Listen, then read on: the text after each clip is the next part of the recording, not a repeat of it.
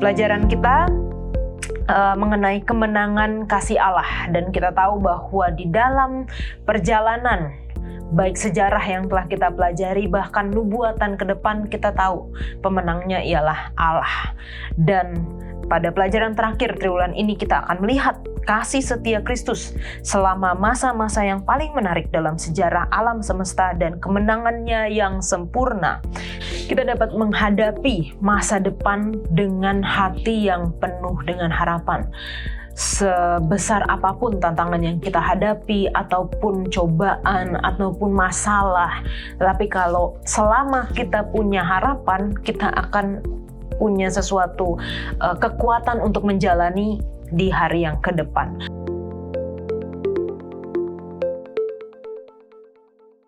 Selamat datang di Diskusi Sekolah Sabat, diskusi pembelajaran Alkitab yang mendalam untuk menguatkan iman kepercayaan kita kepada Tuhan.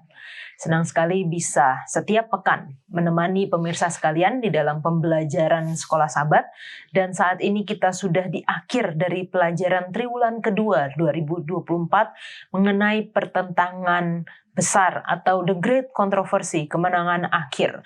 Dan terima kasih juga teman-teman yang sudah kita sudah datang di studio untuk berdiskusi bersama, dan tentunya juga kami rindu untuk menyapa teman-teman yang telah menuliskan di kolom komentar YouTube channel Diskusi Sekolah Sabat.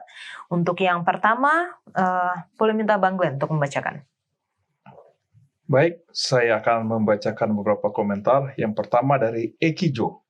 Shalom, salam dari anggota Jemaat Advent Gorontalo.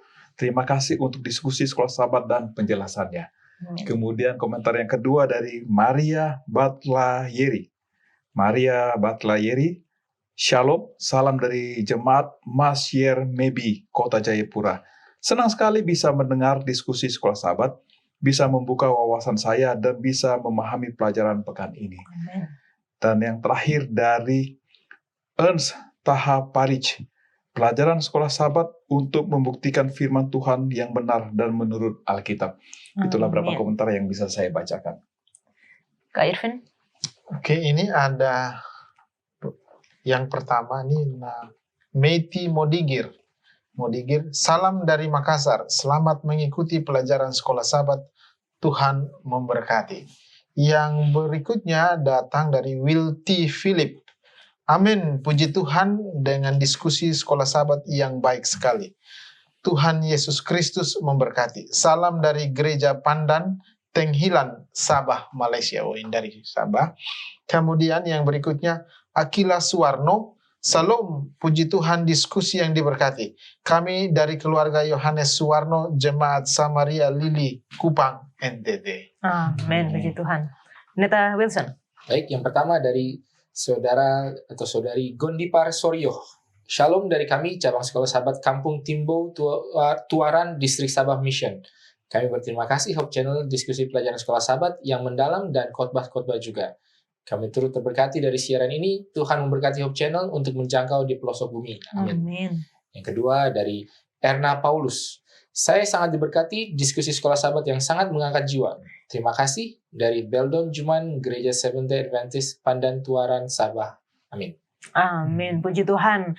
Kami senang sekali untuk mendapatkan komentar-komentar ataupun kesaksian dari teman-teman yang merasa terberkati dengan program ini, dan kiranya ini bisa membantu di dalam pembelajaran baik pribadi, keluarga maupun jemaat di tempat masing-masing. Dan karena sudah pelajaran terakhir, kami tidak menawarkan kembali buku Sekolah Sabat untuk yang triwulan kedua ini mengenai pertentangan besar, tetapi teman-teman yang rindu untuk mendapatkan buku pelajaran Sekolah Sabat di triwulan yang baru, silakan hubungi saja nomor call center Hope Channel Indonesia jikalau Anda sulit untuk mendapatkan akses kepada buku ini, karena buku ini diberikan secara cuma-cuma juga di gereja masing-masing. Tapi kalau misalnya memang jauh dari gereja ataupun sulit untuk mendapatkan buku ini, silahkan jangan ragu-ragu untuk menghubungi kami, dan kami akan mengirimkan buku pelajaran Sekolah Sabat yang baru ke tempat Anda masing-masing secara gratis. Katakan saja bahwa saya ingin memiliki buku Sekolah Sabat dan berikan alamat yang lengkap supaya bisa sampai paketnya di tempat Anda masing-masing. Pelajaran kita mengenai kemenangan kasih Allah, dan kita tahu bahwa di dalam perjalanan baik sejarah yang telah kita pelajari, bahkan nubuatan ke depan, kita tahu pemenangnya ialah Allah. Dan pada pelajaran terakhir triwulan ini kita akan melihat kasih setia Kristus selama masa-masa yang paling menarik dalam sejarah alam semesta dan kemenangannya yang sempurna dan menyeluruh dalam pertentangan besar antara baik dan jahat. Kitab terakhir dalam kitab suci, kitab Wahyu, memberi kita pengharapan untuk hari ini, besok, dan selamanya.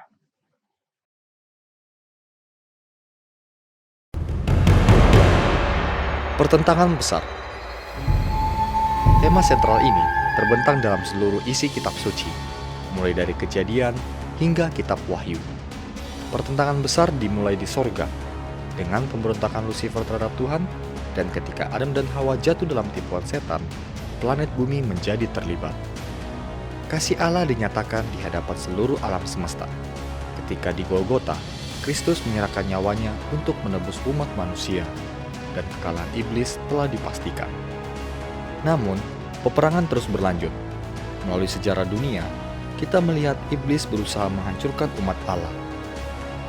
Meskipun dia telah dengan kejam menganiaya gereja Kristus dan membantai jutaan orang, Allah selalu hadir untuk umatnya dan tidak pernah meninggalkan mereka.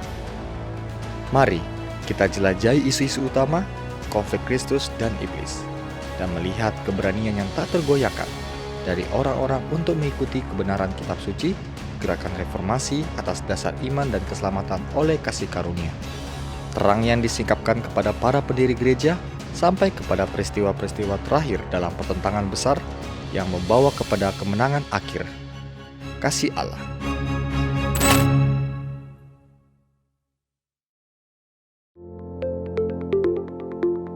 Pelajaran yang ke-13 dengan judul Kemenangan Kasih Allah. Ayat hafalannya terdapat di dalam Wahyu 21 ayat 3 dan 4. Lalu aku mendengar suara yang nyaring dari tahta itu berkata, "Lihatlah, kemah Allah ada di tengah-tengah manusia, dan ia akan diam bersama-sama dengan mereka. Mereka akan menjadi umatnya, dan ia akan menjadi Allah mereka.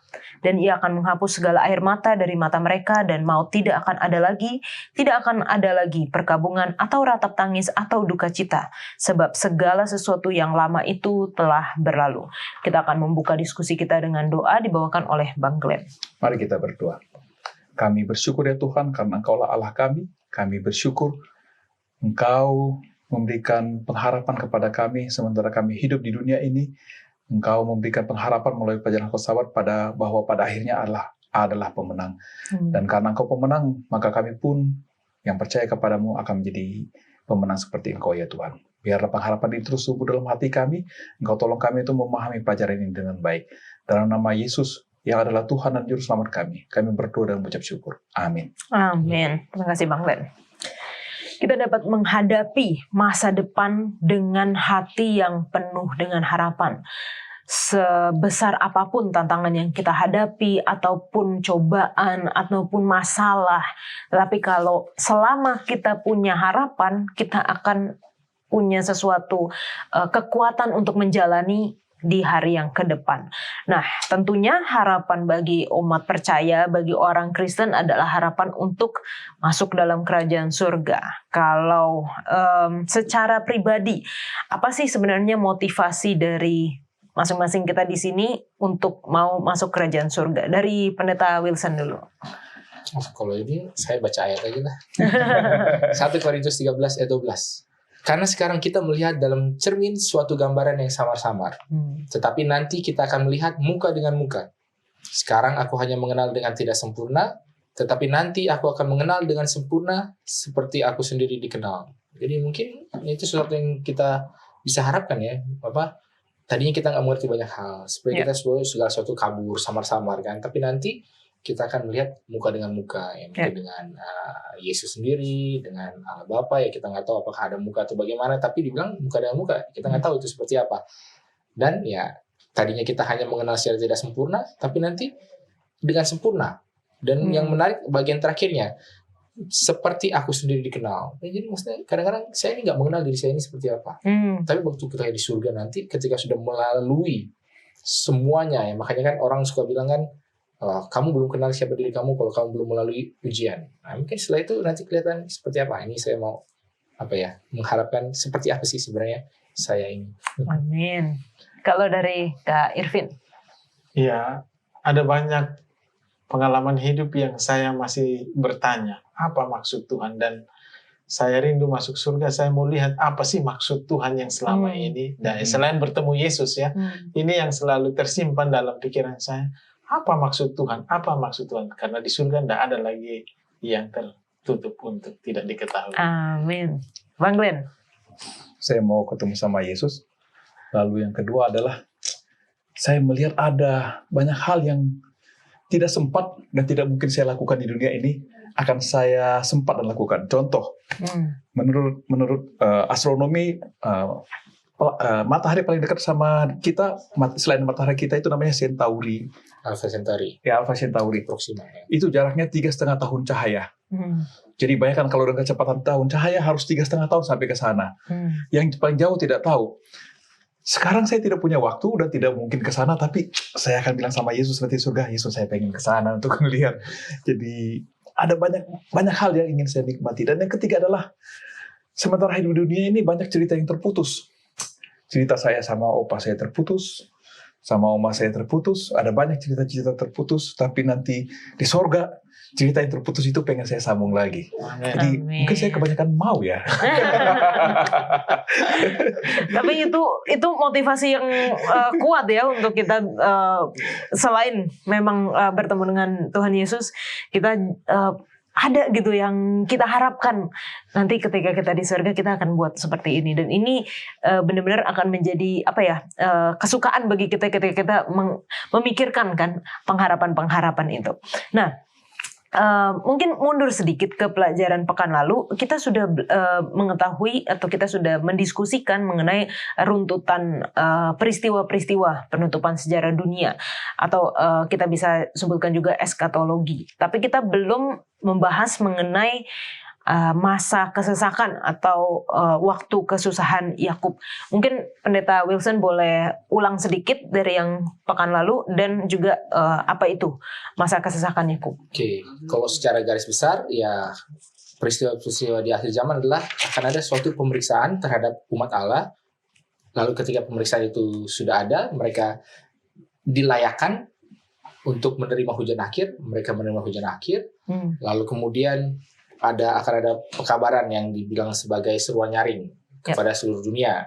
Lalu kemudian dunia akan memutuskan apakah akan mengikut Tuhan atau tidak. Lalu setelah orang mengambil keputusan, akan ada malapetaka, 7 malapetaka. Lalu kemudian setelah 7 malapetaka, kemudian ya di dalam 7 malapetaka ini adalah yang disebut sebagai masa kepicikan atau masa kesesakan waktu kesusahan Yakub.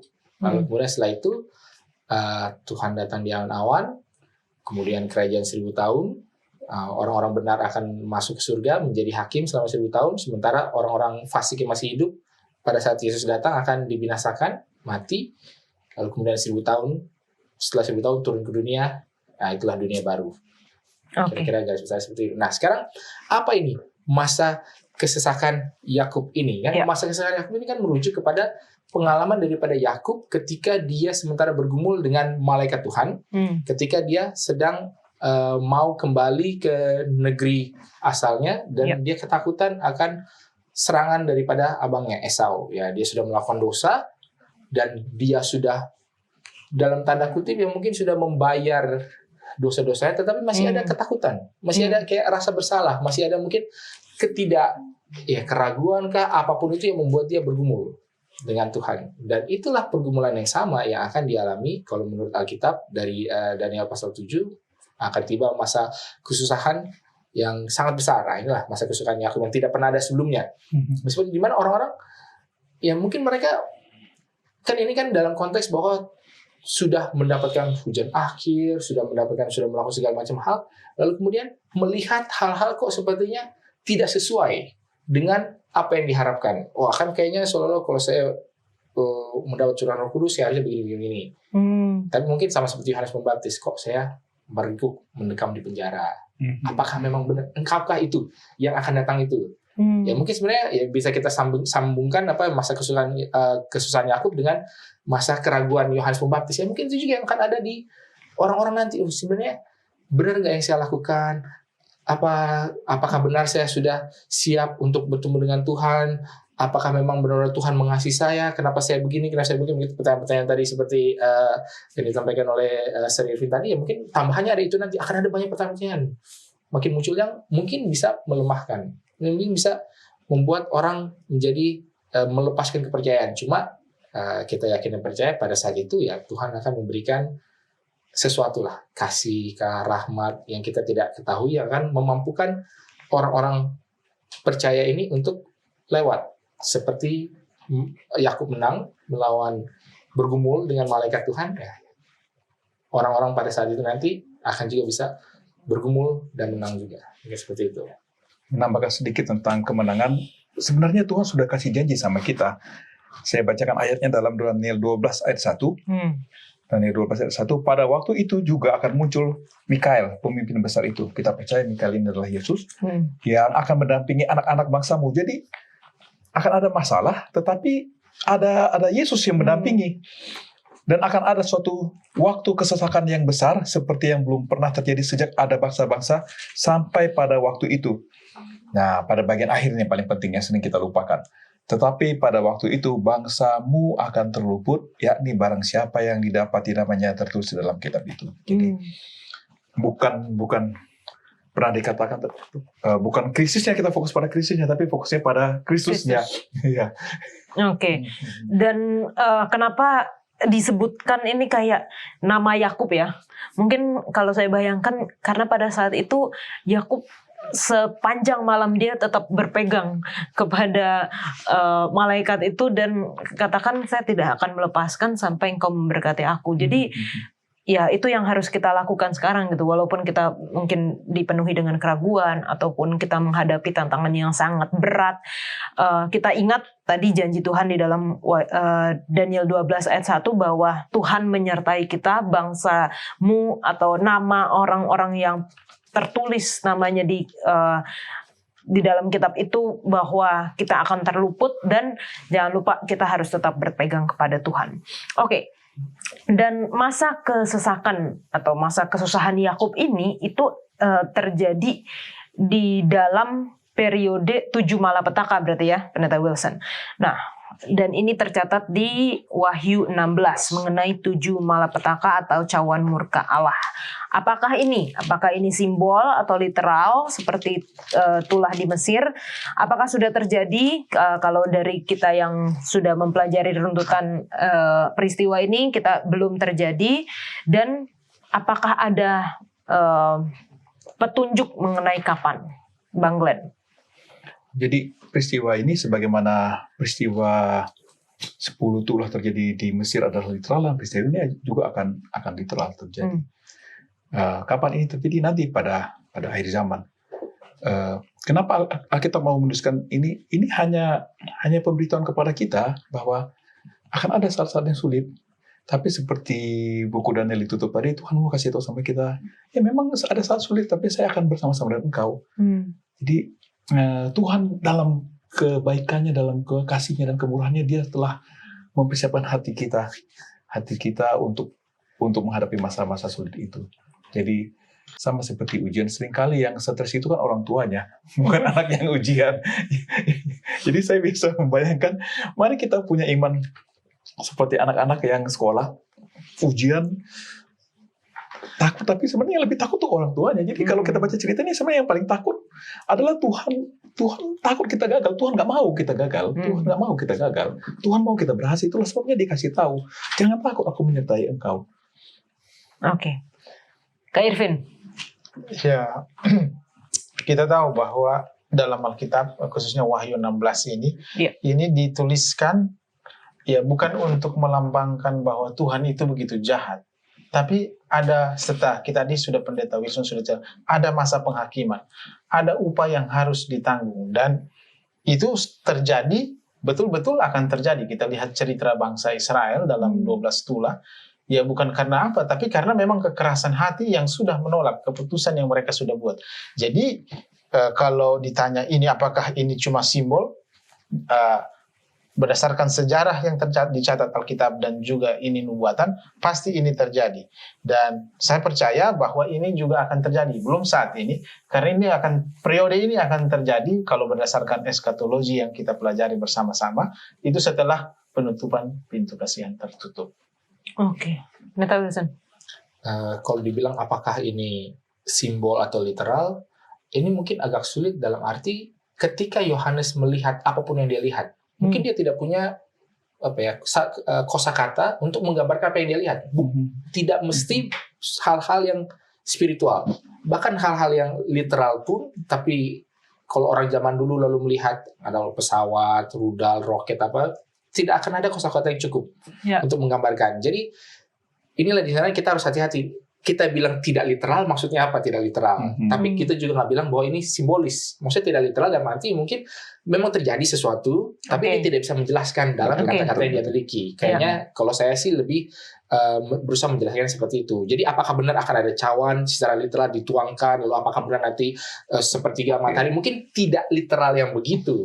Tetapi apakah akan terjadi yang mungkin efeknya, mungkin implikasinya, akibatnya? Iya, jadi bukan seolah-olah kita semua nanti akan kekeringan rohani. Enggak. Tetap akan ada sesuatu yang secara fisik jasmania terjadi. Nah, seperti apa itu ya mungkin kita sudah ada bayangan sedikit. Nggak tahu kalau nanti 50 tahun lagi kalau misalnya Yesus belum datang, ya mungkin akan ada bayangan yang mungkin lebih lagi. Karena teknologi sudah semakin bisa melakukan hal-hal yang kita rasa sangat luar biasa ini. Mungkin seperti itu. Oke. Dan walaupun kita tahu dan kita bisa baca ya di dalam Wahyu 16, tentunya fokus kita bukan kepada hal ini gitu. Fokus kita bukan kepada wah ini akan terjadi, wah kita harus siapin ini. Di sini kan dikatakan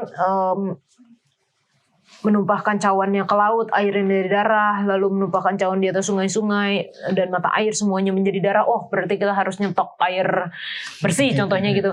Enggak. Fokusnya bukan ke situ, tapi pelajaran sekolah sahabat kita menekankan kembali pada masa kesesakan umat Allah memiliki hubungan pribadi dengan Yesus yang begitu dalam sehingga tidak ada yang dapat mengubahnya. Nah, memiliki hubungan pribadi dengan Yesus yang begitu dalam, keinginan yang paling utama adalah untuk menyenangkan Dia. Bagaimana kita melatih hal-hal ini sekarang sebelum terjadi masa kesesakan itu? Saya kasih contoh rumah tangga saja supaya gampang. Saya dan istri saya, kami adalah dua pribadi yang berbeda dan kami punya hobi yang berbeda. Hobi saya adalah outdoor activities. Jadi kalau namanya berkemah itu saya senang, naik gunung saya senang. Tapi jangan suruh istri saya untuk lakukan itu, dia tidak akan senang. Istri saya senangnya belanja, tapi saya paling tidak tahan di supermarket atau di pusat perbelanjaan. Pernah satu kali saya temani dia, jadi jalan dari satu sisi, jalan terus sampai ujung. Kemudian di ujung itu dikatakan kayaknya di toko pertama tadi. Dan sejak itu saya bertobat menemani dia ke pasar. Tapi bukan berarti saya tidak mensupport dia. Jadi kalau dia belanja oke, saya kasih kamu waktu untuk belanja. Anak-anak saya yang take care semua. Jadi ketika anak-anak masih kecil, kalau istri saya mau belanja, saya yang jaga anak-anak sehingga istri saya boleh belanja dengan tenang. Kalau saya mau camping, mau hiking, istri saya yang siapkan ransel saya, walaupun nanti saya telepon, ini kenapa kurang ini, kurang itu. Tapi kita lakukan yang terbaik yang bisa kita lakukan. Poin saya adalah bahwa walaupun ada perbedaan, tapi kami ingin melakukan yang terbaik buat pasangan kami karena kami saling mengasihi satu sama lain. Ya, mengasihi satu sama lain. Belanja bukanlah sesuatu yang menyenangkan bagi saya, tapi saya support istri saya. Saya lakukan untuk membuat dia happy. Jadi kembali hal ini kalau kita hubungkan dengan Tuhan, bahwa ketika kita dalam hubungan yang sangat dalam dengan Yesus, maka kita mau melakukan yang Yesus senang untuk kita lakukan. Kita akan support apa yang dia melakukan, dan hal-hal lain menjadi tidak sepenting daripada Yesus.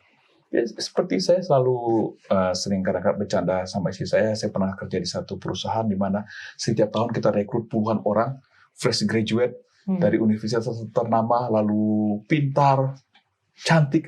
Lalu saya bilang sama istri saya, mereka terlambat, saya udah ketemu kamu duluan. Jadi ini bicara tentang kasih, bicara tentang relationship. Dan itu membuat kita ingin melakukan yang terbaik yang bisa kita lakukan untuk orang yang kita kasihi. Jadi bukan artinya menghilangkan identitas kita ya, tetapi selalu ingin memberikan yang terbaik untuk apa yang seseorang yang kita kasihi, Yesus yang kita kasihi. Kak Irvin.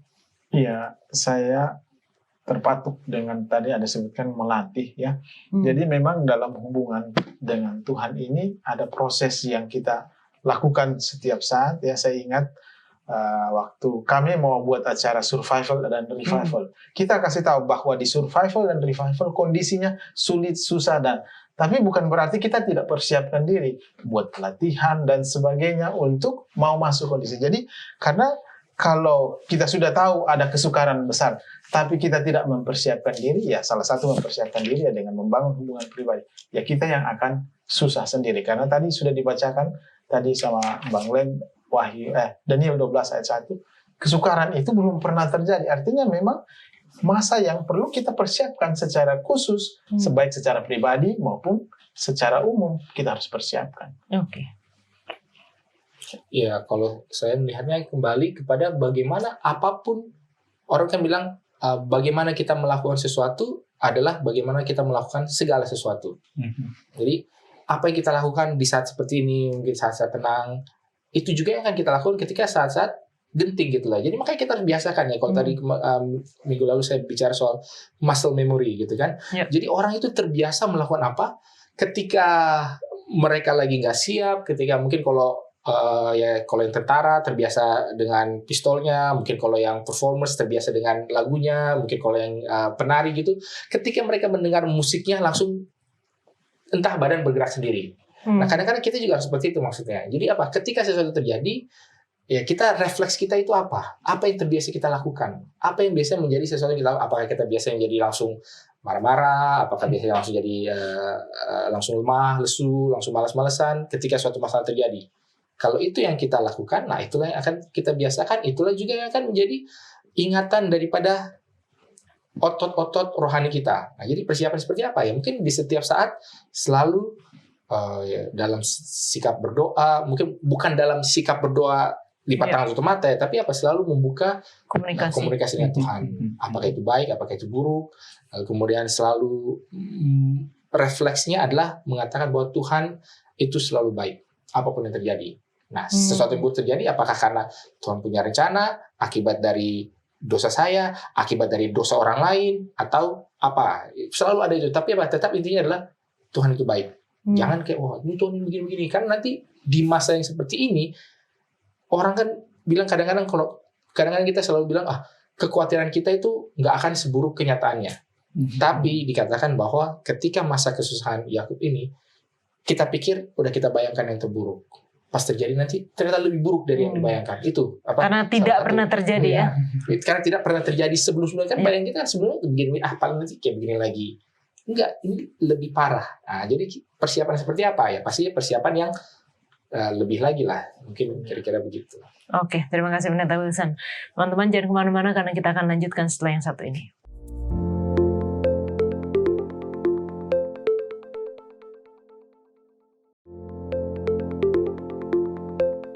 Yohanes 14 ayat 1-3. Janganlah gelisah hatimu. Percayalah kepada Allah, percayalah juga kepadaku. Di rumah Bapa-Ku banyak tempat tinggal. Jika tidak demikian, tentu aku mengatakannya kepadamu. Sebab aku pergi ke situ untuk menyediakan tempat bagimu. Dan apabila aku telah pergi ke situ dan telah menyediakan tempat bagimu, aku akan datang kembali dan membawa kamu ke tempatku, supaya di tempat di mana aku berada, kamu pun berada. Ini merupakan janji yang begitu indah dari Tuhan bagi kita, bahwa Tuhan sedang mempersiapkan tempat bagi kita. Ketika tempat itu sudah siap, kita sudah siap, Tuhan akan datang menjemput kita. Dan tentunya dikatakan bahwa jangan gelisah, jangan khawatir, jangan takut, kita harus tetap percaya kepada Allah. Nah, terkadang kalau kita dalam kondisi biasa-biasa aja, kita mungkin bisa akan mengatakan, oh ya ini janji yang sangat baik gitu ya. Tapi bagaimana caranya ketika, atau apakah ada pengalaman ketika kita dalam masa yang susah, kita dalam masa kesesakan, apakah kita tetap masih bisa mengklaim janji-janji ini dengan percaya, dengan tidak gelisah, dengan tidak khawatir, Bang Glenn? Saya kasih pengalaman saya mungkin real sama cerita ini. Tahun lalu saya ikut full marathon untuk pertama kalinya, lari 42 kilo. Bagi saya medali itu, selesai itu sesuatu yang ingin saya kejar. Tetapi melihat latihannya, it's not easy. Ya, latihannya saya harus latih berlari 3 jam. Banyak sekali latihan-latihan yang saya harus disiplin dalam tidur, dalam segala hal. Apakah mudah? Jawabannya tidak. Tidak mudah untuk itu. Tetapi karena saya tahu bahwa saya ingin mencapai ini, saya bersedia melewati semua proses latihan yang tidak mudah itu. Selesailah semua proses latihan itulah, tiba hari hanya. Dan ternyata hari hanya itu juga tidak mudah. Lebih berat dari yang dibayangkan. Saya ingat di kilometer 30 itu mulai terbetik dalam pikiran saya, kenapa saya harus lari? Apalagi ketika saya lihat depan tanjakan dan saya panas tanjakan. Saya tiba pada posisi ini, saya mau terusin atau enggak. Tetapi karena satu hal yang ingin saya capai itu, saya memilih, saya mau jalan. Yang penting saya harus ke depan dan berjalan terus. Dan akhirnya dengan pertolongan Tuhan, terseok-seok selesailah maraton pertama saya itu. Dan saya dapatkan medalinya. Dan medali itu sebenarnya hal yang sederhana, tetapi value dari medali itu yang luar biasa kepada saya. Karena itu melambangkan perjuangan saya, disiplin saya, latihan saya, semangat saya, kemauan saya yang keras, dan seterusnya. Jadi bicara tentang surga, mungkin seperti bisa saya paralelkan walaupun tidak persis sama, bahwa apakah kita kadang-kadang khawatir? Ya, kadang-kadang mungkin kita khawatir, tapi kekhawatiran itu tidak akan menolong kita. Bagian kita latihan aja. Dan ketika perlombaan ini, Paulus sedang mengatakan kita berlomba, bukan berlomba berlari. Apakah kadang-kadang kita mau keluar?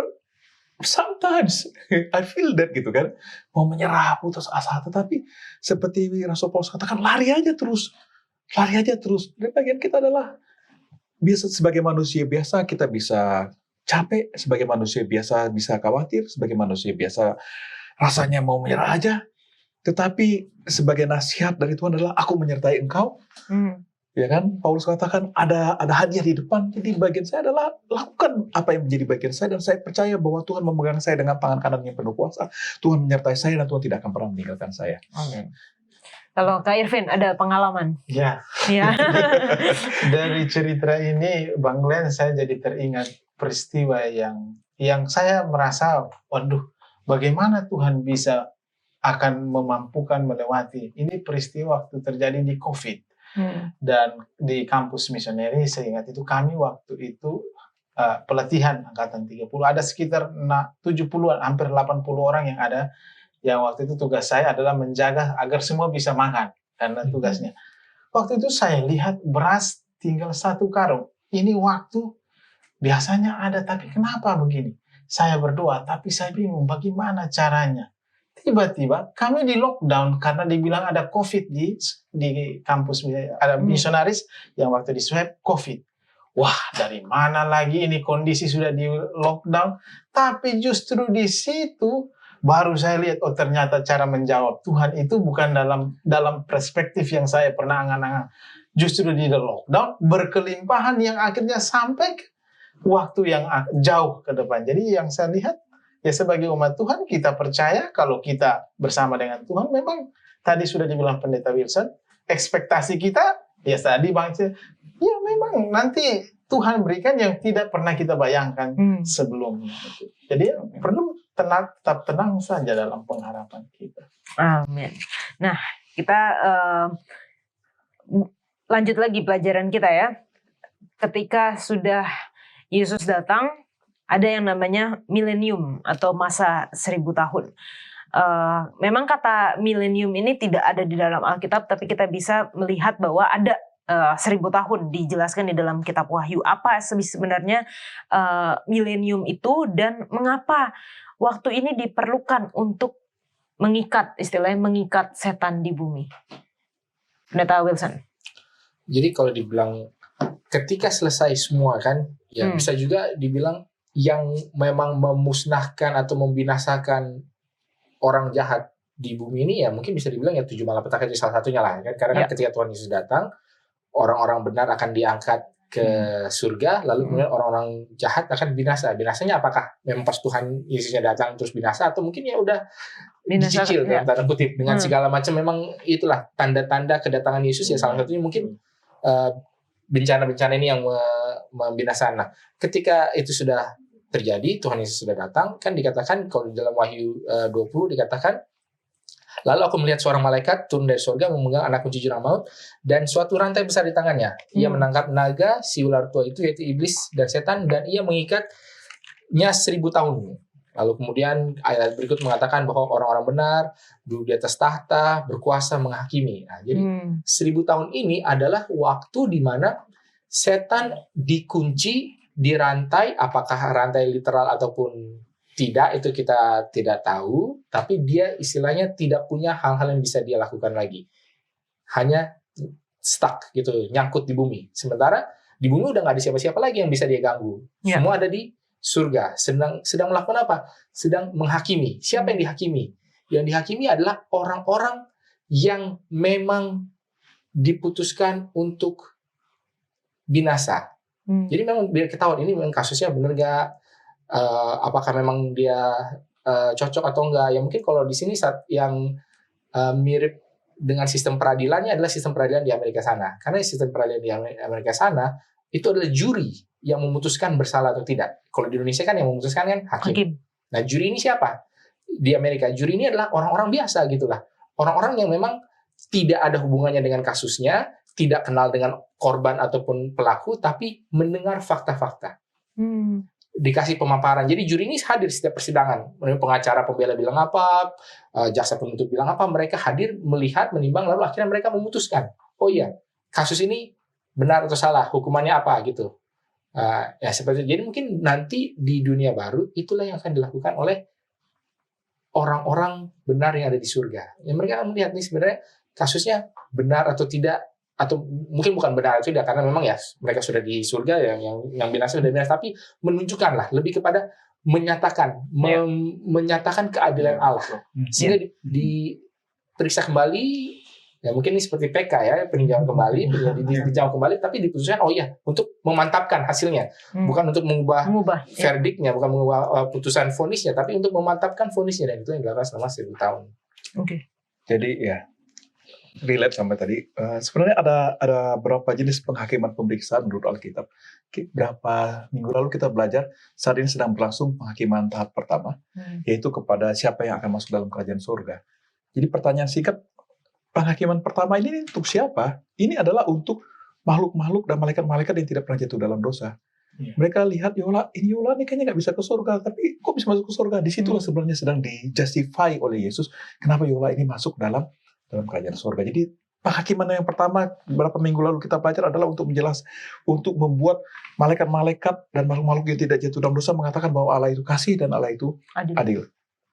Nah, waktu kita masuk ke surga, kita ini kan kok nggak ada orang ini? Saya sih expect dia ada. Ini kok nggak ada? Nah, di situ terjadi pertanyaan-pertanyaan. Inilah penghakiman pemeriksaan tahap yang kedua. Jadi bukan soal putusannya, tetapi kita lebih pada memeriksa, mengkonfirm seperti tadi dikatakan. Kita yang masuk dalam surga ini merasa kenapa orang yang tidak masuk surga? Disitulah kita memeriksa, membaca semua kehidupan orang ini, keputusan-keputusan yang mereka buat dalam hidupnya. Akhirnya kita pun yang selamat ini mengatakan adalah Allah kasih, Allah adil. Nah, tinggal satu bagian. Ini kita loncat sedikit ya, supaya saya mau cerita penghakiman ini. Tinggal bagian yang terakhir adalah ketika Yerusalem yang baru itu turun dari surga, maka orang-orang yang mati ini tadi akan dibangkitkan. Karena hanya mereka yang belum tahu pengadilan Allah. Dan saat itulah mereka melihat kehidupan mereka. Dan ketika mereka melihat kehidupan mereka, mereka katakan Allah kasih, Allah adil, kami pantas masuk ke dalam neraka. Jadi tujuan semua penghakiman ini bukan untuk menyatakan kepada semua stakeholder di alam semesta ini bahwa Allah kasih dan Allah adil. Dan selama 1000 tahun ini Tuhan kasih kesempatan kepada setan untuk udah duduk santai sekarang, santai. Renungkanlah apa yang telah kau perbuat selama 1000 tahun itu. Bosen berarti dia ya, udah nggak ada kerjaannya lagi. Saya ingat kata ada 3 pertanyaan yang akan muncul di surga. Banyak pembicara yang mengatakannya bahwa yang pertama, kenapa orang yang saya pikir akan ada itu tidak ada. Lalu yang kedua, kenapa orang yang saya pikir tidak akan masuk surga, tiba-tiba dia ada. Contohnya kalau Stefanus lihat Paulus di surga gitu, kok dia masuk gitu. Dia yang panas-panasin lemparin saya sampai mati gitu. Dan yang ketiga, pertanyaan terakhir adalah kenapa saya bisa masuk dalam kerajaan surga. Jadi itulah masa 1000 tahun yang dibicarakan di dalam Alkitab untuk memeriksa, untuk melihat kembali, dan pada akhirnya Allah itu adil, Allah itu kasih. Tadi kita juga sudah menyinggung mengenai akhir dari masa 1000 tahun. Mungkin ada tambahan lain dari Kak Irvin? Iya, kalau akhir dari masa 1000 tahun itu dalam Alkitab kita catatkan bahwa sesudah itu maka ada kebangkitan yang kedua. Alkitab katakan kebangkitan kedua untuk orang-orang jahat, untuk yang kemudian disebutkan dalam cerita di Wahyu ini adalah dia kemudian Lucifer ini pergi untuk mempengaruhi dan untuk membinasakan, karena umat-umat Tuhan akan turun dan memerintah sampai selama-lamanya. Mungkin itu saja yang mungkin saya bisa boleh tambahkan mengenai akhir kerajaan 1000 tahun. Neta Wilson? Ya, di dalam akhir kerajaan 1000 tahun kan setelah itu sebenarnya saat terakhir sebelum dunia diciptakan kembali, baru ketika orang-orang percaya yang sudah di surga 1000 tahun lalu kembali ke bumi. Mungkin masih ada satu kejadian lagi, yaitu peperangan terakhir lah. Tetapi paling nggak itulah satu rangkaiannya. Memang setelah itu sudah selesai semua kasus itu sudah inkrah lah kalau orang bilang kan. Udah nggak ada kesempatan untuk Reka lagi ya. Ulang lagi ya. Semua sudah. Dan itu memang menunjukkan bahwa ya Tuhan itu adil. Karena memang sebenarnya masalah dari alam semesta ini adalah bukan dalam arti dosa, membunuh, mencuri apa segala, tetapi mempertanyakan karakter Allah itu seperti apa. Sebenarnya itu isu besarnya. Bahwa kita ternyata nyangkut, bahwa ternyata Yesus harus mati, bahwa ternyata ada dosa apa segala sejarah manusia, itu sebenarnya adalah by produknya aja. Memang implikasi. Tetapi masalah besarnya adalah bukan bagaimana mau menyelamatkan manusia. Itu pandangan yang terlalu sempit. Tetapi bagaimana mau menyelamatkan karakter Allah yang sudah dituduh bahwa Allah itu tidak kasih. Dan akhirnya dibuktikan bahwa ternyata Allah itu kasih, berarti selesai sudah. Itu aja sih. Dan di balik itu selain Allah itu kasih, harus dibuktikan juga bahwa Allah itu adil ya. Jadi artinya maksudnya kalau cuman kasih doang, semua bisa diampuni gitu. Padahal Allah itu tetap adil bahwa ada gitu hukuman, tetapi hukuman itu sudah ditanggung oleh Tuhan Yesus ketika Dia menebus kita dari dosa. Nah, kita akan melanjutkan pelajaran kita, jangan kemana-mana.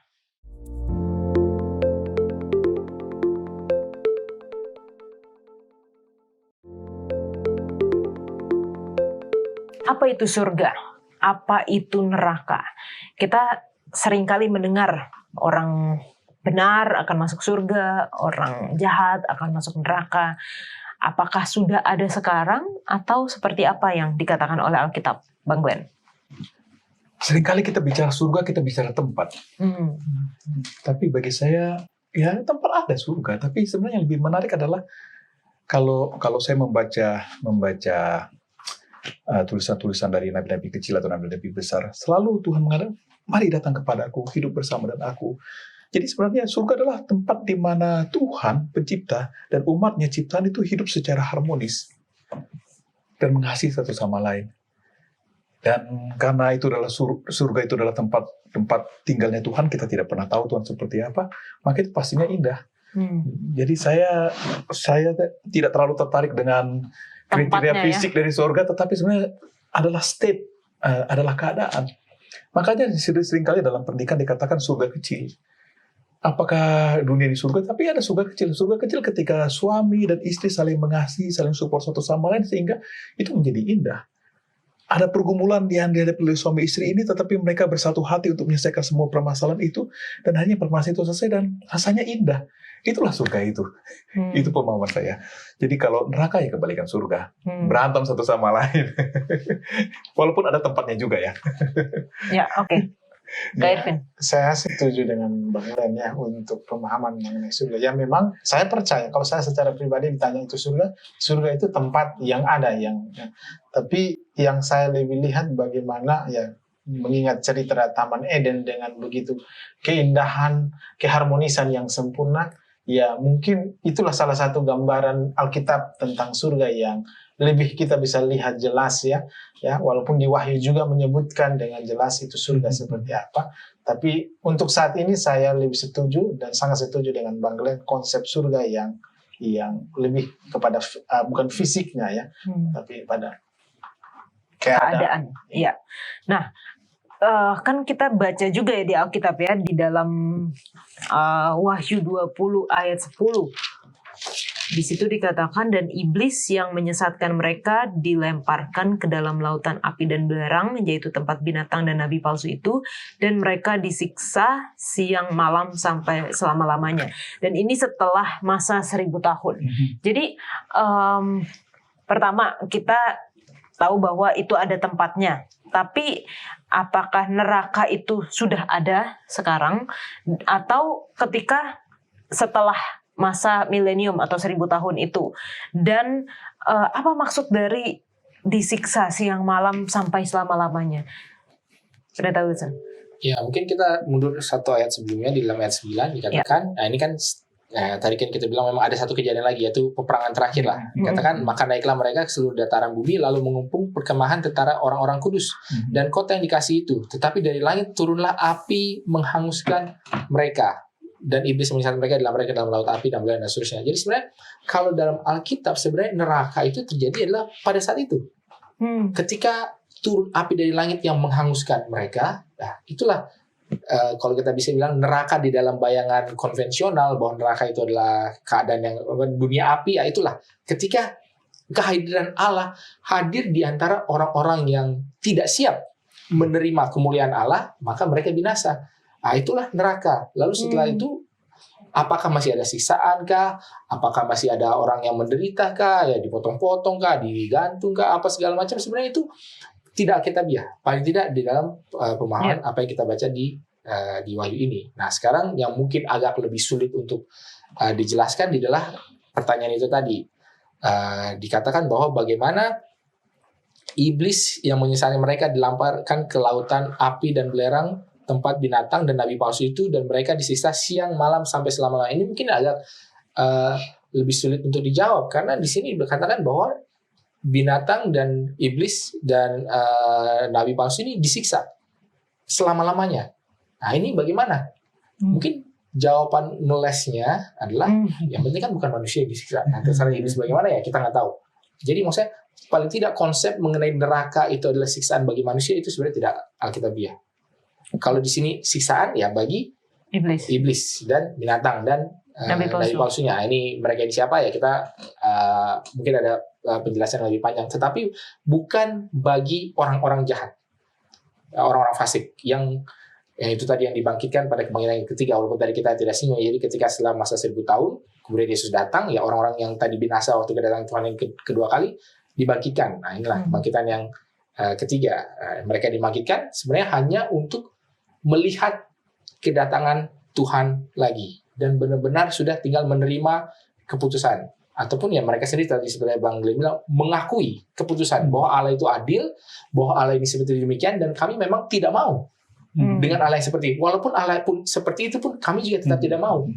Maka dari itu mereka akan mendapatkan kebinasaan. Jadi bukan siksaan tapi kebinasaan. Jadi sebenarnya Alkitab miliki konsep mengenai neraka itu bukanlah siksaan kekal, tetapi kebinasaan kekal. Apa artinya kebinasaan kekal? Ya memang sudah hilang, tidak berbekas, tidak ada lagi ingatan, tidak ada lagi pikirannya. Itulah neraka itu jadi sebenarnya. Bukan dunia berapi di mana orang masih terbakar sampai hangus beribu-ribu tahun, jutaan tahun, mungkin seperti itu. Oke.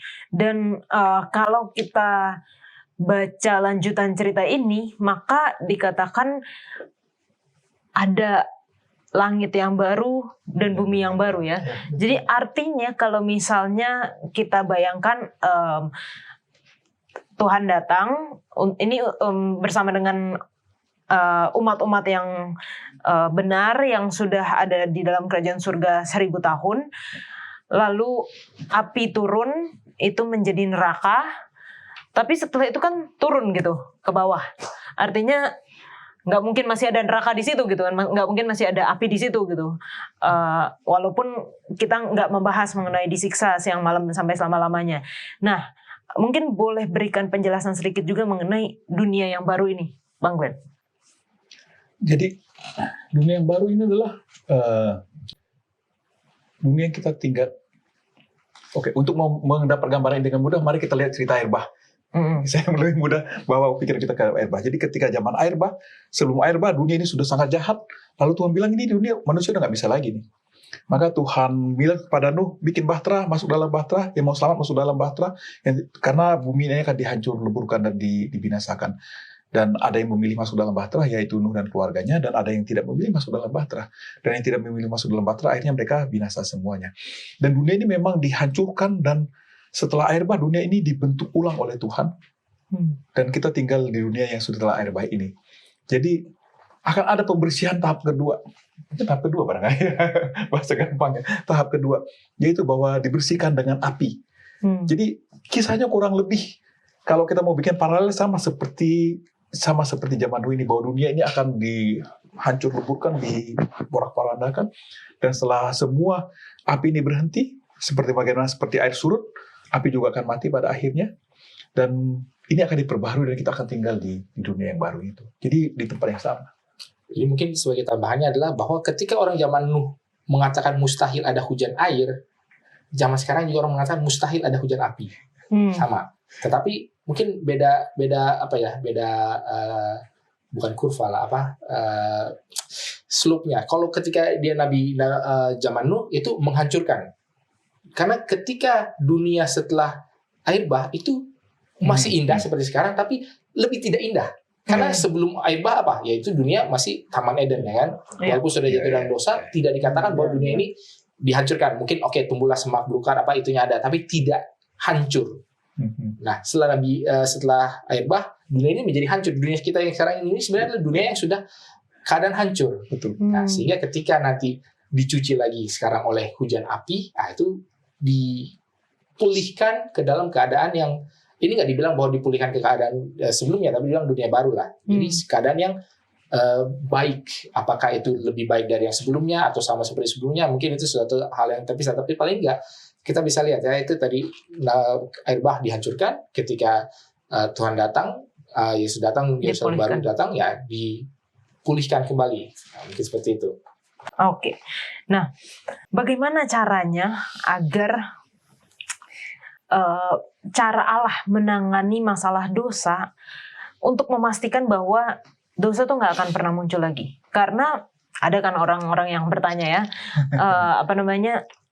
terus kalau misalnya di dunia baru ini nanti ada dosa lagi, toh waktu pertama kali dosa muncul dalam hati Lucifer itu adalah kondisi yang suci di dalam di surga gitu, nggak ada apapun yang menggoda dia, tapi ada muncul dosa. Gimana caranya Tuhan memastikan bahwa dosa tidak akan muncul lagi di dunia baru? Saya ingat pepatah, tapi saya pernah mengalami karena kebetulan keluarga kami waktu saya masih kecil punya binatang, khususnya kuda. Kami pakai di kampung pakai kuda, dan memang orang tua saya bilang kuda itu dia tidak akan terantuk di tempat yang sama, titik yang sama kedua kali.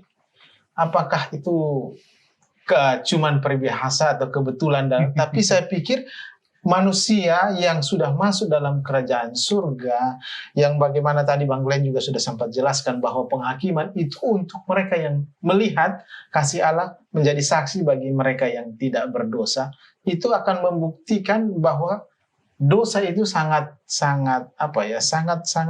membuat pemisah dengan Tuhan. Dan saya pikir bagi saya secara pribadi saya menerima bahwa ya pasti tidak akan ada lagi yang mau, karena sudah banyak saksi ya, saksi yang menyatakan dan merasakan, begitu juga alam semesta melihat. Jadi itu mungkin yang saya bisa tambah.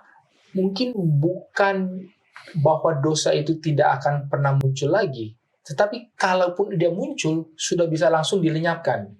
Beda dengan dosa ketika pertama kali muncul. Ketika Lucifer pertama kali berdosa, orang belum tahu dosa itu seperti apa. Apakah ini sesuatu yang baik, apakah ini sesuatu yang buruk. Karena pasti awalnya Lucifer bukan bilang, ayo kita membunuh, ayo kita merampok, ayo kita memperkosa. Enggak kan, pasti dia melakukan hal yang lain. Sebenarnya dosa itu adalah mau memiliki otoritas seperti Allah. Memutuskan bagi diri sendiri apa yang baik dan apa yang benar. Ini bukan sesuatu yang dari awal kelihatan langsung jelek. Ya, makanya diberi kesempatan selama sejarah dunia ini 6.000 tahun supaya kita tahu, kalau orang mau mengikuti diri sendiri gantinya mengikuti Allah, apa sih akibatnya? Ini. Setelah sudah ada, setelah itu sudah tercatat, setelah itu sudah bisa dibuktikan bahwa Allah itu adil dan kasih seperti tadi diskusi kita sebelumnya, maka udah selesai dong tuduhan daripada Lucifer ini. Sehingga ketika berikutnya ada lagi yang mau menjadi Lucifer yang berikut bilang, saya tidak mau mengikuti hukum Allah, saya mau ikuti diri saya sendiri. Bisa dengan mudahnya kita menggunakan presiden atau jurisprudensi yang sudah ada untuk langsung menghukum dia, selesai, lenyap langsung begitu aja. Karena kalau dulu Lucifer langsung dilenyapkan, orang kan bertanya, jadi sebenarnya Allah ini bagaimana sih? Tapi karena sudah dibuktikan bahwa Allah itu adalah kasih, yang berikutnya ini kalau akan muncul lagi ya. Tetapi kemungkinan sih tidak. Karena apa? Kenapa sih dosa itu ada? Karena orang mau, istilahnya Lucifer itu mau menjadi seperti Allah, ya kan? Mau memutuskan bagi dirinya sendiri mana yang baik dan mana yang buruk. Ketika ingatan akan apa yang sudah terjadi di alam semesta ini, akan dosa itu sudah ada, sebenarnya sudah tidak ada lagi keinginan, saya masih mau coba-coba lagi. Nggak perlu. Kenapa? Sudah dicoba, ngapain saya coba-coba lagi? Karena tidak ada hal yang membuat orang itu mau berdosa. Kalau di bumi ini gampang. Kenapa mau berdosa? Kenapa saya jadi berdosa lagi? Karena masih sibuk cari uang. Karena masih ada orang bikin marah. Karena masih ada keterbatasan sumber daya. Tapi di surga kan semua ini tidak ada. Yang ada hanyalah keinginan untuk menjadi seperti Allah. Nah, kalau keinginan itu yang membuat dosa jatuh pertama kali kan sudah ditunjukkan bahwa kalau kamu mau menjadi seperti Allah, memutuskan bagi dirimu mana yang baik dan yang jahat, ini loh akibatnya. Jadi orang udah nggak akan lagi lakukan hal itu. Kalau saya sih melihatnya seperti itu. Makanya memang dosa itu harus sematang-matangnya ya. Artinya kelihatan akibatnya sengeri apa gitu, sehingga tidak akan ada lagi yang mau mengambil part untuk udah tahu gitu bakal ujungnya seperti ini, bahwa akibatnya akan seperti itu. Boleh saya tambahkan? Jadi kalau saya mungkin teknis, masalah dosa itu adalah tuduhan bahwa Allah itu tidak kasih dan tidak adil, dan tuduhan itu selesai. Tadi telah disampaikan dengan jelas. Lalu kedua adalah penuduhnya udah nggak ada lagi, ya kan? Dan yang ketiga adalah di buku Wahyu bicara tentang Yesus selalu dikatakan, lihatlah anak domba yang telah tersembelih. Dan bagi sebagian orang Kristen ini diinterpretasikan bahwa kan jadi domba, jadi ada Yesus itu dilambangkan sebagai domba yang bekas lehernya masih ada. Potongan di lehernya masih ada, makanya dikatakan domba yang telah tersembelih. Jadi ada orang Kristen yang menginterpretasikan ini bahwa nanti di sorga bekas salib Yesus itu masih ada, bekas duri di kepala Yesus itu masih ada. Jadi kita akan punya monumen hidup dari kekal sampai kekal, mengatakan inilah akibat dosa. Jadi sama seperti kita bangsa Indonesia, kenapa ada Tugu G30 SPKI itu mengingatkan kita betapa buruknya peristiwa itu dan kita tidak mau mengulangi kembali. Dan di surga nanti kita ada monumen hidup yang selalu kita lihat dan mengingatkan kita kembali bahwa kasih Allah itu sudah terlalu besar, sudah terlalu luar biasa apa yang Tuhan bikin kepada kita, dan tadi dikatakan udah kapok sekapok-kapoknya. Gitu. Ya, betul. Oke. Dan pada akhirnya memang hanya ada salah satu dari dua kekekalan yang menanti kita ya. Apakah hidup kekal atau kematian kekal? Kenapa satu-satunya harapan kita hanya dengan percaya pada Yesus juga, dan juga ini merupakan kesimpulan dari pelajaran kita sepanjang triwulan ini, Pendeta Wilson. Ya, jadi sebagai kesimpulannya adalah bahwa pertentangan besar ini adalah mengenai apa? Ya kan, judul besarnya kan pertanyaan besar. Berarti harus ada sesuatu yang dipertentangkan. Harus ada claim, ada counter claim, ada tuduhan, ada jawaban. Dan itulah yang sudah dibahas sepanjang satu kuartal ini.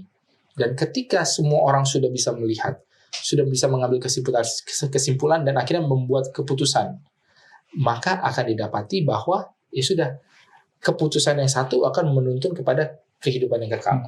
Keputusan yang lainnya yang berlawanan akan menuntun kepada kebinasaan yang kekal, dan berarti sebenarnya sudah selesai. apa yang menjadi pertentangan besar ini, dan nama baik Allah dipulihkan dan orang bisa melanjutkan kehidupan, bukan hidup existence, keberadaan sesuai dengan rencana awal Allah mula-mulanya, yaitu ya Allah kan mau membuat manusia, membuat ciptaan itu untuk ya ekspresi daripada kasihnya. Dan ketika itu berjalan tiba-tiba ada tuduhan. Nah, ketika tuduhan itu selesai ya udah berlanjutlah kebahagiaan kehidupan yang kekal di mana Allah pencipta dengan ciptaannya manusia, makhluk-makhluk lain, malaikat itu bisa berada di dalam suatu keselarasan dan keharmonisan, dan sebenarnya itu adalah akhir daripada pertentangan besar ini. Dan kita udah tahu pemenangnya ya. Ya. Jadi tinggal kita yang memilih dan melatih pilihan kita dari sekarang. Kepada siapa kita mau menyembah, kepada siapa kita mau memberikan pilihan kita. Saat ini kita akan masuk di dalam sesi tanya jawab. Mungkin ada pertanyaan terkait dengan pelajaran topik kita ataupun sepanjang triwulan, silahkan tinggalkan di kolom komentar YouTube channel Diskusi Sekolah Sahabat.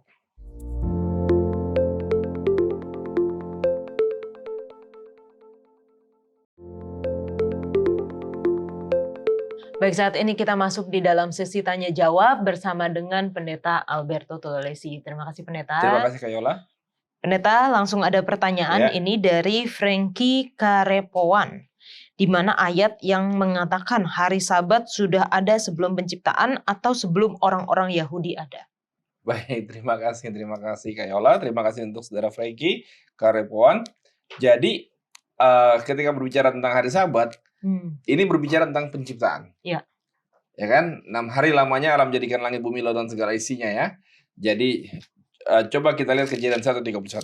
1:31, maka Allah melihat segala yang dijadikannya itu sungguh amat baik. Jadilah petang dan jadilah pagi, itulah hari ke-6. Iya, ini hari ke-6 dalam konteks Alkitab adalah hari yang betul-betul harafiah. Ini bukan kalau dalam tata bahasa Ibrani yang menyatakan bahwa hari baru bilangan, itu berarti harinya harafiah. Tapi kalau bilangan dulu baru hari, bisa saja itu nubuat. Oke. Bisa saja itu nubuatan. Ya. Jadi kalau dibilang hari ke-6 berarti itu harafiah. Itu harafiah. Ya, hari 1 hari 24 jam.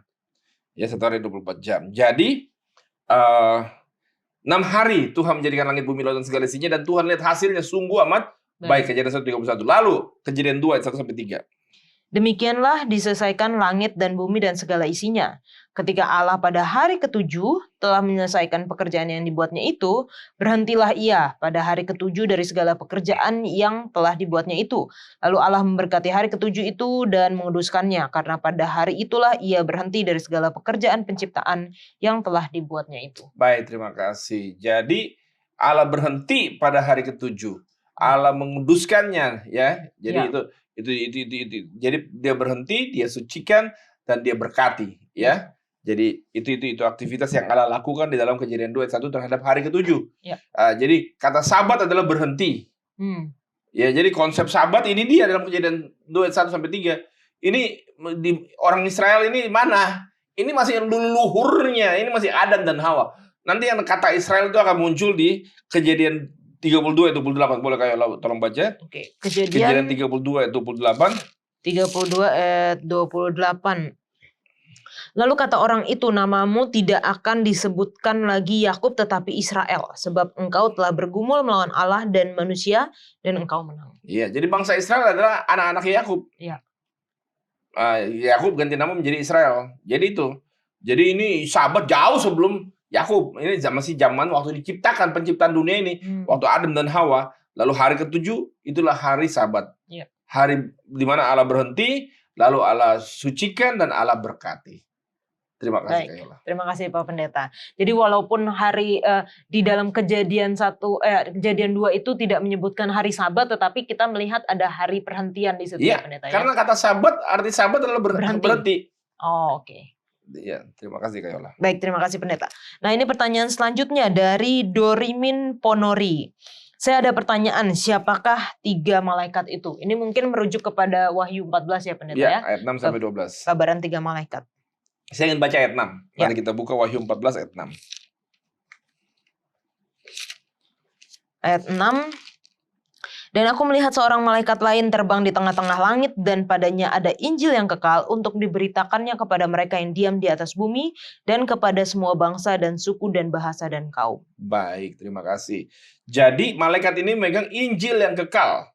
Di tangannya ada Injil yang kekal. Katanya kan. Jadi aku melihat seorang malaikat lain terbang di tengah-tengah langit dan padanya ada Injil yang kekal untuk diberitakannya kepada mereka yang diam di atas bumi dan kepada semua bangsa dan suku dan bahasa dan kaum. Coba bandingkan dalam Markus 16 ayat 15 sampai 16. Markus 16 Ayat 15 sampai 16. Lalu ia berkata kepada mereka, pergilah ke seluruh dunia, beritakanlah Injil kepada segala makhluk. Siapa yang percaya dan dibaptis akan diselamatkan, tetapi siapa yang tidak percaya akan dihukum. Ini perintah kepada murid-murid Yesus. Jadi malaikat yang di dalam gambaran Wahyu 14 ayat 6 sampai 12 itu dia membawa kabar. Membawa Injil kekal. Sementara Yesus memberitakan dalam banyak hal. Di dalam Matius 28, di dalam Markus 16. Jadi beritakanlah Injil. Beritakanlah Injil ke seluruh dunia katanya. Itu kepada siapa? Dia lagi berbicara kepada murid-muridnya. Jadi siapa malaikat itu yang memberitakan Injil? Yang membawa pekabaran penutup sejarah bumi ini, yaitu saya dan saudara sebagai umat Tuhan. Itulah kita para pekabar-pekabar Injil. Wah, luar biasa. Jadi kita diberikan tanggung jawab ya pendeta ya. Betul dan sekali. Ini satu privilege juga bagi kita Betul manusia. sekali. Karena Allah bisa saja menggunakan banyak hal. Ya. Tapi Allah ingin karakter kita menjadi seperti Dia. Karakternya. Yaitu kasih. Ya. Allah itu penuh kasih. Sehingga kita akan mengasihi jiwa-jiwa. Sehingga dengan kasih Allah itu yang ada dalam diri kita, kita memiliki karakter Dia, mengasihi jiwa-jiwa agar jiwa-jiwa boleh mengenal Allah. Itulah Injil yang kekal. Kabar baik itu kita beritakan. Karena kasih Allah ada sama kita, dan kita mengasihi jiwa-jiwa sehingga jiwa-jiwa boleh memperoleh keselamatan. Hidup yang kekal yang Tuhan berikan pada kita semua anak manusia. Amin. Terima kasih pendeta. Nah ini ada satu pertanyaan terakhir. Dan ini menurut saya agak lucu pendeta. Saya juga mungkin jadi kepikiran, benar nggak ya? Lucifer itu apakah cewek? Karena sombong dengan kecantikannya. Yang saya tahu memang malaikat atau Lucifer itu laki-laki ya. Tapi karena ada ayat yang mengatakan ia sombong dengan kecantikannya. Mungkin ini ada pertanyaan, apakah itu cewek? Yeskiel 28 ayat 17 dulu. Yeskiel 28 ayat 17. Yeskiel 28 ayat yang ke-17. Engkau sombong karena kecantikanmu. Ini dia. Hikmatmu kau musnahkan demi semarakmu. Dari sini ayat diambil ya. Engkau sombong karena kecantikanmu. Coba kita lihat Yeskiel 28 ayat 12 sampai 17 itu menggambarkan Lucifer. Ya. Tapi kita mau lihat dulu Yesaya 14 ayat 12 kayaklah. Oke, Yesaya 14 ayat yang ke-12. Iya. Dikatakan, wah, engkau sudah jatuh dari langit, hai bintang timur, putra fajar. Engkau sudah dipecahkan dan jatuh ke bumi, hai yang mengalahkan bangsa-bangsa. Engkau yang tadinya berkata dalam hatimu, aku hendak naik ke langit. Aku hendak mendirikan tahtaku mengatasi bintang-bintang Allah. Dan aku hendak duduk di atas bukit pertemuan jauh di sebelah utara. Aku hendak naik mengatasi ketinggian awan-awan, hendak menyamai yang maha tinggi. Baik, terima kasih Kayola. Jadi, engkau sudah jatuh, hai bintang timur, putra fajar. Dalam terjemahan versi bahasa Inggris yang dinamakan King James Version, ini langsung dia bilang, Lucifer. Memang kata Lucifer adalah pembawa terang. Jadi bintang langsung, timur itu ya? Jadi bintang timur, putra fajar. Oke. Bahasa Indonesia menerjemahkannya. Jadi Lucifer itu, kata-kata pembawa terang itu, King James Version langsung menerjemahkan sebagai Lucifer. Nah, orang Ibrani dalam tata bahasanya itu menggunakan gender. Setiap kata benda itu ada jenis kelaminnya. Orang Ibrani dan orang Yunani. Indonesia enggak. Bahasa Indonesia enggak ada gender dalam menentukan kata benda.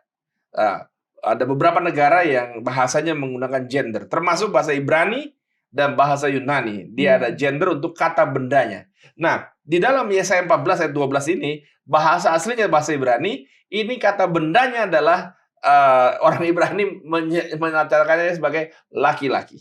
Lucifer. Maskulin kata bendanya. Kata benda untuk Lucifer ini, Hele ini, jadi itu adalah maskulin. Jadi kita akan lihat nanti. Lalu yang berikut adalah kata benda di Wahyu 12 ayat 9. Kayak lo boleh tolong baca Wahyu 12 ayat 9. Wahyu 12. Ini bahasa Yunani nih sudah. Ya. Perjanjian baru menggunakan bahasa Yunani. Wahyu 12 ayat 9.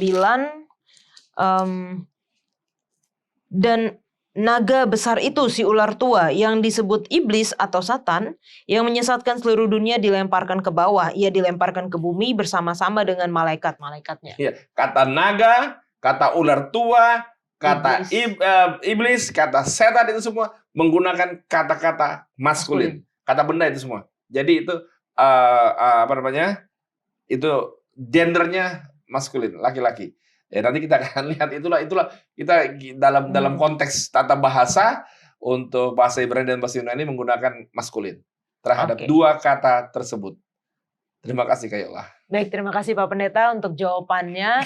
Dan teman-teman, walaupun ini adalah episode terakhir atau pelajaran terakhir dari pelajaran Sekolah Sahabat kita mengenai pertentangan besar, namun kalau misalnya masih ada pertanyaan mengenai topik kita pertentangan besar, mungkin masih bisa dapat kita jawab di pelajaran pertama dari triwulan yang baru. Jadi jangan ragu untuk menuliskan di kolom komentar YouTube channel Diskusi Sekolah Sahabat dan kita akan menjawabnya. Kita kembali ke studio.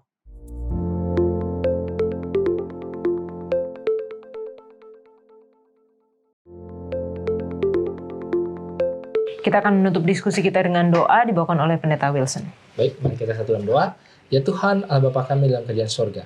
Kami sungguh bersyukur bahwa sepanjang beberapa minggu di dalam triwulan ini kami sudah mempelajari mengenai satu konsep yang penting. Pertentangan besar tentang bagaimana karakter Allah itu mendapatkan sebuah tuduhan. Dan setelah kami mempelajari segala sesuatunya, kami boleh yakin dan percaya bahwa Engkau, Allah pencipta, adalah Allah yang juga mengasihi kami. Dan biarlah pengetahuan ini boleh menuntun kami, boleh menguatkan kami, boleh mempersiapkan kami, di mana kami akan menyambut hari-hari persiapan menjelang kedatangan Tuhan. Akan ada permasalahan, akan ada banyak mara bahaya, tetapi Engkau juga menjanjikan keselamatan, perlindungan, dan juga penyertaan-Mu yang boleh memberikan damai sejahtera bagi kami.